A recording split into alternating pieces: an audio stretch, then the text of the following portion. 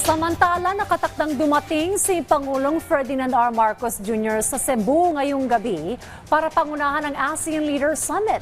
Tinitiyak naman ng Pangulo na isusulong ang seguridad sa pagkain at mga hakbang para matulungan ang mga magsasaka at maliliit na negosyo. Yan ang ulat ni Jessie Atienza ng PTV Cebu.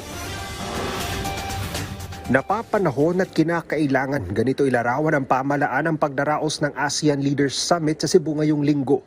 Kaya naman bilang ASEAN Chair ngayong taon, pangungunahan ni Pangulong Ferdinand R. Marcos Jr. ang mga aktibidad na dadaluhan ng lahat ng mga ASEAN leaders. As ASEAN Chair this year, the Philippines carries with pride and resolve the responsibility of shaping the future of the region. It has been 9 years since the Philippines last chairs ASEAN.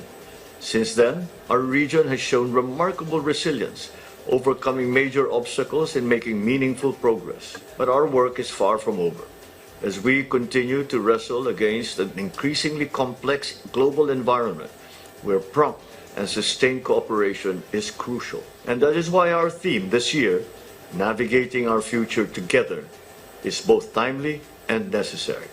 Ayon sa punong ehekutibo, isusulong niya ang kahandaan ng rehiyon para matiyak ang sapat na energy supply.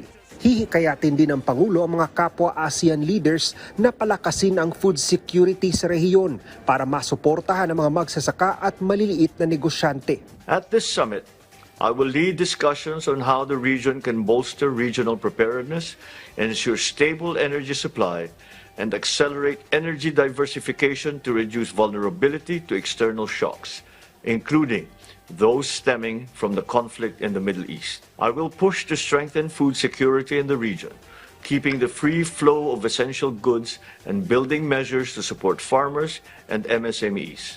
Kinumpirma naman ng Department of Foreign Affairs na dadalo ang lahat ng ASEAN leaders sa mga aktibidad, kabilang ang Permanent Secretary ng bansang Myanmar. Sa isang press briefing, ipinagbigay alam ng Department of Trade and Industry na kabilang sa inaasahang tatalakayin sa mga pagpupulong ang implementation ng Memorandum of Understanding on ASEAN Power Grid.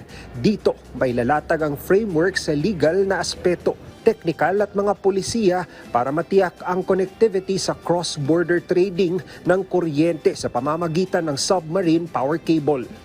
Inaasahan ding mapag-uusapan sa ASEAN Leaders Summit ang regional implementation ng kanilang action plan on investments na nakatutok sa green projects at ang regenerative and resilient agriculture system na makatutulong sa pagpapalaganap ng paggamit ng smart agriculture at para maturuan ang mga magsasaka sa paggamit ng mga methods o pamamaraan na makakatulong sa kanilang productivity sa industriya ng agrikultura.